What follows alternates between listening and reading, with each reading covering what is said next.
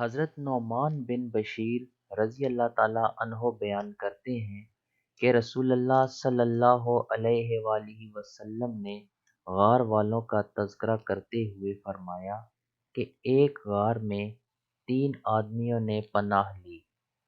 پہاڑ کا کچھ حصہ غار کے دروازے پر گرا اور اس کا راستہ بند کر دیا۔ ایک نے کہا کہ یاد کرو تم میں سے کسی نے اگر کوئی بھی نیک عمل کیا ہے تو ممکن ہے اللہ تعالیٰ اپنی رحمت کے صدقے ہم پر رحم کر دے اور ہمیں اس مصیبت سے چھٹکارا ملے۔ ایک آدمی نے کہا ایک دفعہ کا ذکر ہے کہ میرے پاس کچھ مزدور کام کرتے تھے۔ میرے اعمال میرے پاس آئے، میں نے ہر ایک کو معین مزدوری دی۔ ایک دن ایک آدمی نصف النہار کے وقت میرے پاس آیا، میں نے اسے مزدوری پر تو لگا دیا لیکن اس کے ساتھ دوسرے مزدوروں کی مزدوری کے نصف کے بقدر دینے کا طے کیا، لیکن اس نے نصف دن میں اتنا کام کیا جو دوسروں نے پورے دن میں کیا تھا۔ اس لیے میں نے ذمہ داری سمجھی کہ اسے اس کے دوسرے ساتھیوں کی طرح پوری اجرت دوں، کیونکہ اس نے اپنا کام کرنے میں پوری محنت کی تھی۔ ان میں سے ایک آدمی نے اعتراض کرتے ہوئے کہا، کیا تو اسے بھی وہی اجرت دے رہا ہے جو مجھے دی، حالانکہ اس نے نصف دن کام کیا ہے؟ میں نے کہا، اللہ کے بندے، جو کچھ تجھ سے تیرے بارے میں طے ہوا تھا اس میں سے کوئی کمی نہیں کی۔ یہ میرا مال ہے، میں جیسے چاہوں اس کے بارے میں فیصلہ کر سکتا ہوں۔ میری اس بات سے اسے غصہ آیا اور وہ اجرت چھوڑ کر چلا گیا۔ میں نے گھر کے ایک کونے میں اس کا حق رکھ دیا۔ پھر میرے پاس سے گائے گزری، میں نے اس کی اجرت والے مال سے دودھ چھڑایا ہوا گائے کا بچہ خرید لیا۔ اس کی نسل بڑھتی رہی اور گائیوں میں اضافہ ہوتا رہا۔ ایک دن وہی مزدور میرے پاس سے گزرا، وہ بوڑھا اور کمزور ہو چکا تھا، اس لیے میں نے اسے نہیں پہچانا۔ اس نے کہا، میرا حق تیرے پاس ہے۔ جب اس نے مجھے یاد کرایا تو بات میری سمجھ میں آ گئی۔ میں نے کہا، میں تیری ہی تلاش میں تھا۔ میں نے اس کو وہ ساری گائیں پیش کرتے ہوئے کہا، یہ تیرا حق ہے۔ اس نے کہا، اے اللہ کے بندے، میرے ساتھ مذاق نہ کر۔ اگر میرے ساتھ ہمدردی نہیں کر سکتا تو میرا حق تو مجھے دے دے۔ میں نے کہا، اللہ کی قسم، میں تیرے ساتھ مذاق نہیں کر رہا، یہ تیرا ہی حق ہے، اس میں کوئی چیز میری نہیں ہے۔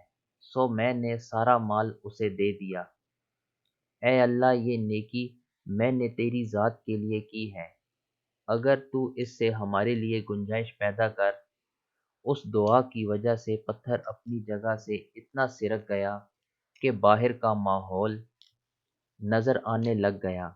دوسرے نے کہا کہ میں نے بھی ایک دفعہ ایک نیکی کی تھی، جس کی تفصیل یہ ہے کہ میرے پاس زائد ضرورت مال تھا۔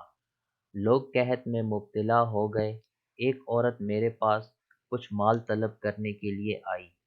میں نے کہا کہ اے عورت، تیری شرمگاہ کے علاوہ اس کی کوئی قیمت نہیں۔ اس نے میرے مطالبے کا انکار کیا اور چلی گئی۔ اس نے یہ بات اپنے خاوند کو بتلائی تو اس نے کہا، تو اسے اپنا نفس دے دے، یعنی اس سے زنا کرنے دے، اور کچھ لے کر اپنے بچوں کی ضرورت پورا کر لو۔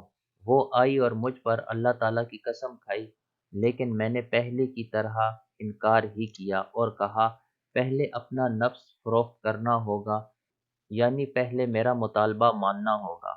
جب اس نے یہ صورتحال دیکھی تو اپنے آپ کو میرے سپرد کر دیا، لیکن جب میں نے اس کے ساتھ بدکاری کا ارادہ کر لیا تو فوراً اس عورت پر کپکپی سی طاری ہو گئی۔